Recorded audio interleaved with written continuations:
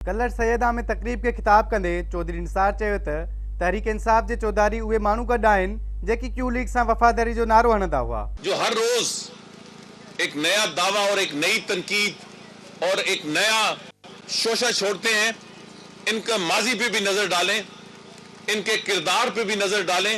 हुन चयो त कुछ माण्हू इक़्तिदार में रहण बावजूद अवाम लाइ कुछ न करे सघिया। असल ताकत इक़्तिदार न पर किरदार हूंदो आहे। चौधरी निसार चयो त अवाम जा मसइला उहे माण्हू हल करे सघनि था जन जे दिलनि में मुल्क ऐं क़ौम लाइ दर्द हुजे। इस मुल्क के अवाम हमारा साथ देंगे तो हालात में और बेहतरी आएगी। जो कुछ हो गया है उस पे इत्मीनान का इजहार करें। उन खां अॻु रावलपिंडी में तकरीब के खिताब कंदे संदसि चवणु हो त पाकिस्तान में हुकूमत करण सोलो कम न आहे, हू अवाम के सहूलियतूं फराहम करण लाइ पुरज़म आहिनि। वफ़ाक़ी घरू वज़ीर चौधरी निसार चयो त दहशतगर्दी वाक़िअनि में घटिताई आई आहे पर दहशतगर्दी मुकम्मल तौर ख़त्म नाहे थी। हर रोज 5-6 दहशतगर्दी के हर रोज वाक़यात होते थे, आज बेहतरी आई है। जद्दोजहद खत्म नहीं हुई, मसाइल मुकम्मल तौर पे हल नहीं हुए,